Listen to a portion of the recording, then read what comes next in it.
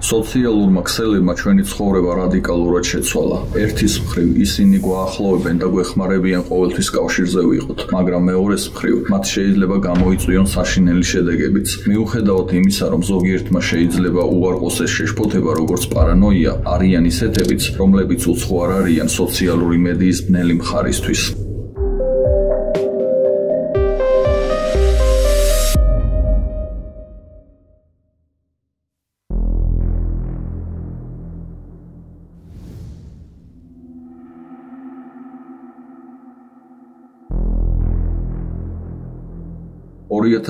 წლის შემოდგომაზე იაპონიის ქალაქ ზამაში 23 წლის გოგონა სახელად აიკო ტამურა უკვალოდ გაუჩინარდა. 2 დღის განმავლობაში მის ყვალს ოჯახმა ვერსად ვერ მიაგნო. ის არც სოციალურ ქსელებში იყო აქტიური და არც სატელეფონო ზარებზე პასუხობდა. განსაკუთრებით მძიმე პერიოდი ჰქონდა აიკოს და მის ოჯახს, რადგან მათ ცოტა ხნის წინ დაკრძალეს დედა და გასაგები მიზეზების გამო ის მძიმე დეპრესიაში იყო. კიდევ უფრო უარესი კი ის იყო, რომ რამოდენიმე დღით ადრე სანამ გაუჩინარდებოდა აიკო უცნაური პოსტი დატოვა ტვიტერის საკუთარ გვერდზე. მის ბოლო პოსტში საუბარი იყო მის სურვილზე, ეპოვა სულიერი მეგობარი, რომელთანაც მას შეეძლო გაეზიარებინა თავის ცხოვრების ბოლო წუთები.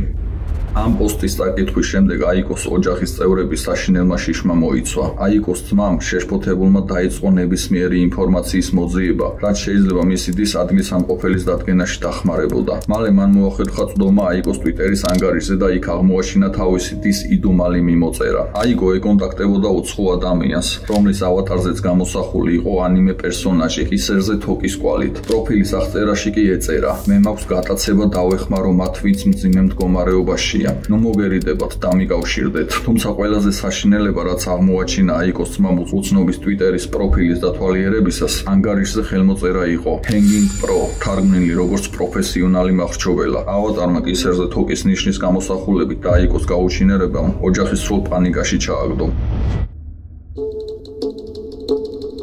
ამ სიტუაციაში ყოველ წამს გადამწყვეტი მნიშვნელობა ჰქონდა. აიკოს ძმა განაგრძობდა სხვა ინფორმაციის და მტკიცებულებების ძებნას ამ საეჭვო იდუმალ პიროვნების შესახებ, მაგრამ მალევე მიხვდა, რომ მარტო ამ ადამიანის თვალყურის დევნება თითქმის შეუძლებელი იყო მხოლოდ მისი კვალით ინტერნეტში. ამიტომ ის პოლიციაში მივიდა და გაუჩინარებული დის შესახებ განაცხადა. გამოძიება დაუყოვნებლივ დაიწყო და სამართალდამცავებმა აღმოაჩინეს იმავე ადამიანის კიდევ ერთი პროფილი ტვიტერზე. როდესაც აიკოს ძმამ გაიგო, რომ რამოდენიმე ასეთი ანგარიში არსებობდა, პოლიციის პარალელურად დაიწყო საკუთარი გამოძიება. მან აღმოაჩინა, რომ ბევრი გოგონა უკვე ეკონტაქტებოდა ტვიტერზე ანიმე ავატარის უკან მდგარ საეჭვო პიროვნებას. მან მიწერა თითოეულ გოგონას, აუხსნა მდგომარეობა და დახმარებას თხოვა. საბედნიეროდ ერთ-ერთმა მათგანმა უპასუხა და დათანხმდა დახმარებაზე. მათ პოლიციასთან ერთად მოიფიქრეს მიზეზი, ეგრეთ წოდებულ Hanging Pro-სთან შესახვედრად და დასაჭერად. რის შემდეგაც მას გოგონა დაუკავშირდა. შეხვედრა უახლოეს მატარებლის სადგურზე დაინიშნა.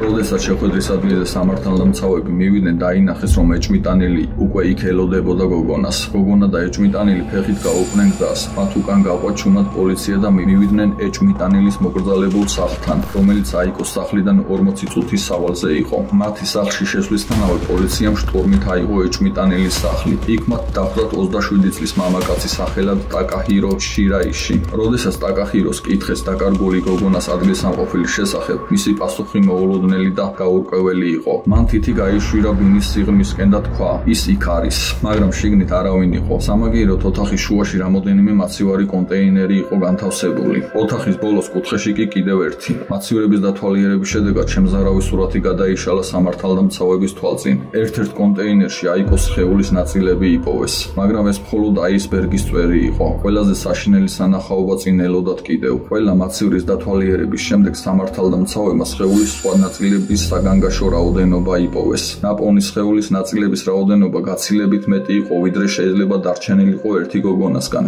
რაც მიუთითებდა მრავალრიცხოვან მსხვერპლზე. სამართალდამცავებმა სულ 9 თავი და 240-ზე მეტი ძვალი აღმოაჩინეს, რის შემდეგაც მივიდნენ დასკვნამდე, რომ საქმე ჰქონდათ სერიულ მკვლელთან.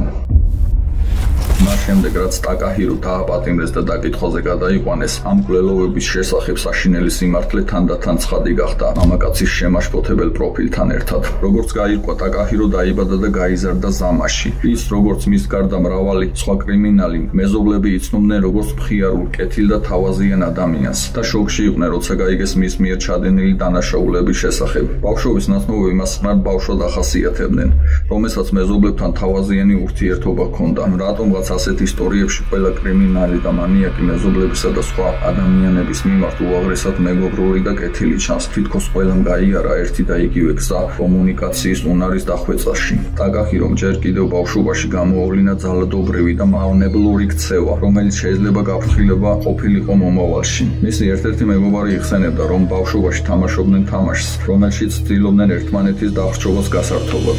ამ საზარელი დანაშაულების ჩადენამდე ტაკაჰირო ტოკიოში წითელი ფანრების რაიონში ეწეოდა უკანონო საქმიანობას. კერძოდ ის ცდილობდა გოგონების პროსტიტუციაში ჩართვას არალეგალური გზებით. პარალელურად ამ საქმიანობისთვის აქტიურად იყენებდა სოციალურ ქსელ ტვიტერის პროფილს, მაგრამ ის დამართალდამცავებმა დააკავეს და პირობითი სასჯელი მიუსაჯეს. პირობითი სასჯელის შედეგად უმუშევრად დარჩენილი 27 წლის ტაკაჰირომ მამას უთხრა, რომ საშინელ დეპრესიაში იყო და მასთან საცხოვრებლად გადავიდა. ამ ყველაფრის შედეგად ტაკაჰირო მძიმე კრიტიკულ სიტუაციაში აღმოჩნდა და სამწუხაროდ მან ყველაზე შაუბნელი გზა აირჩია. ტაკაჰირომ უკვე კარგად იცოდა, რომ მას ინტერნეტში ადამიანების კეთილგანწყობის მოპოვების საოცარი უნარი შესწევდა და გადაწყვიტა ისევ გამოეყენებინა ტვიტერი ოღონდ ბევრად უფრო საშინელი და შაუბნელი მიზნებისთვის. 2 თვის შემდეგ 2017 წლის აგვისტოში ტაკაჰიროს მოეჩვენა, რომ ყველაფერი უკეთესობისკენ იცვლებოდა. მამას უთხრა, რომ ქალი გაიცნო და უნდა სასწრაფოდ გადასულიყო სხვაგან საცხოვრებლად, რაშიც მამის დახმარება სჭირდებოდა. იმის გათვალისწინებით, რომ თავად უმუშევარი იყო, მამა დათანხმდა და სწორედ იმ ბინაზე გააფორმა იჯარის ხელშეკრულება, რომელშიც ტაკაჰირომ შემდეგ ჩაიდინა საზარელი დანაშაულები. ტაკაჰიროს დანაშაულების დეტალები უბრალოდ შემზარავი იყო. მან თავისი მსხვერპლები, ძირითადად დეპრესიისა და შფოთვითი აშლილობისკენ მიდრეკილი ადამიანები ამ ბინაში მიიყვანა და დაჰპირდა, რომ დაეხმარებოდა მათ სიცოცხლის ბოლომდე მიყვანაში. თავის თავს ის ჯალათს უწოდებდა, თუმცა როგორც კი ისინი შიგნით შეყავდა, ის მათ აღრჩობდა, შემდეგ ანაწევრებდა და მათ ნაწილებს მაცივარში ინახავდა. როდესაც ტაკაჰიროს საზარელი დანაშაულების შესახებ ინფორმაცია გავრცელდა, მან შოკში ჩააგდო იაპონური საზოგადოება და შესანიშნავად აჩვენა სოციალური მედიის ბნელი მხარე, სადაც დაუცველი ადამიანები, რომლებიც დახმარებას ეძებენ, შეიძლება ავადმყოფი ადამიანის მსხვერპლი გახდნენ.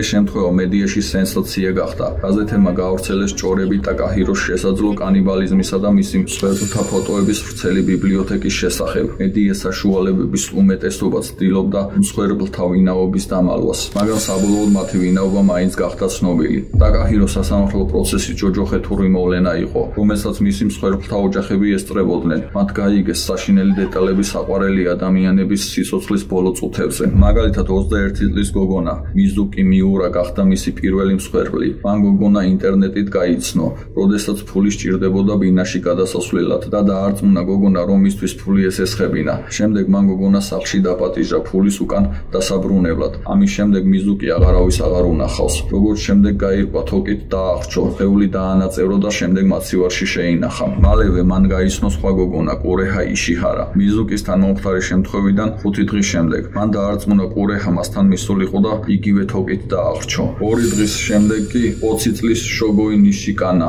ახალგაზრდა მამაკაცმა დედას უთხრა, რომ კონცერტზე მიდიოდა, მაგრამ კონცერტის ნაცვლად ის ტაკაჰირომ სახლში შეიტყუა და დაახრჩო. ტაკაჰირომ ამჯერად სპეციალურად აირჩია ბიჭი. თვლიდა, რომ თუ ის მხოლოდ გოგოებს მოკლავდა, იფიქრებდნენ, რომ ის მამაკაცი იყო და გაუადვილდებოდათ მისი გამოაშკარავება. სასამართლო პროცესზე ტაკაჰირომ თქვა, რომ მისთვის უფრო ადვილი იყო შფოთვითი და სხვა ფსიქიკური პრობლემებით დაავადებული ადამიანების დარწმუნება და მანიპულირება. მოტივები ფესვგადგმული იყო მისივე უღირსობისა და მარტოობის გრძნობაში. მას სურდა ეგრძნო თავი ძლევამოსილი და კონტროლირებადი. ამას პოულობდა სხვისი სიცოცხლის მოსპობის აქტში. მან ასევე თქვა, რომ სიამოვნებას იღებდა სხეულების დანაწევრების პროცესით, რომელიც მან ხორცის გადამუშავებას შეადარა. სასამართლო დარბაზი სავსე იყო მწუხარებით, ბრაზილთა და აღშფოთებით, როცა ტაკაჰირო ცისისხლიანად ყვებოდა თავის შემზარავ დანაშაულებს. მსხვერპლთა მიმართ სინანულის და თანაგრძნობის გარეშე. მიუხედავად ადვოკატების მცდელობისა, რომ წარმოეჩინათ იგი როგორც პრობლემური ფსიქიკის პიროვნება, რომელსაც დახმარება სჭირდებოდა, თავად დაკახი რომ აღიარა თავისი დანაშაული და გამოთქვა მზადყოფნა ეგო პასუხი თავის ჩადენილ საზარელ დანაშაულებზე, თუნდაც ეს სიკვდილით დასჯა ყოფილიყო. საბოლოოდ ის სასამართლო მცხრავე დანაშაულში დამნაშავედ ცნოდა სიკვდილით დასჯა მიუსაჯა. როდესაც სასამართლო პროცესი დასრულდა, ყველა მსხვერპლის ოჯახი განაჩენით კმაყოფილი იყო, მაგრამ საყვარელი ადამიანების დაკარგვის ტკივილი არასოდეს არ გაქრება. მათ მოუწევთ იცხოვრონ იმის ცოდნით, რომ მათი ქალიშვილები და დები გახდნენ ორჩხულის მსხვერპლი, რომელიც სოციალურ მედიას იყენებდა დაუცველ ადამიანებზე სანადიროდ. ტვიტერმა სასწრაფოდ უპასუხა ამ მოვლენას თავისი წესების სწრაფად განახლებით. ტვიტერის აღმასრულებელმა დირექტორმა ჯეკ დორსიმ აღიარა სიტუაციის სერიოზულობა და თქვა, რომ საჭიროა პლატფორმის გამოყენება უფრო უსაფრთხო გახდეს. იაპონიის მთავრობამაც იგივე გააკეთა. გააფართოვა ონლაინ ფსიქიკური ჯანმრთელობისა და მხარდაჭერის არხები და გააუმჯობესა განათლება სოციალურ მედიასა და ინტერპერსონალურ ურთიერთობებზე. საბოლოო ჯამში ტაკაჰიროს საქმე ტრაგიკულ შეხსენებას წარმოადგენს, რომ ჩვენ ჯერ კიდევ დიდი გზა გვაქვს გასავლელი ფსიქიკური ჯანმრთელობის, რთული საკითხების გაგებისა და გადაწყვეტის გზაზე. როდესაც ჩვენ ვაგრძელებთ ამ საკითხებთან ბრძოლას, უნდა გვესმოდეს, რომ ჩვენი მოქმედებები და სიტყვები ღრმა გავლენას ახდენს ჩვენს გარშემო მყოფებზე. ამიტომ თითოეულ ჩვენგანს აქვს თავისი როლი უფრო უსაფრთხო და უფრო თანამგრძნობი სამყაროს შექმნაში.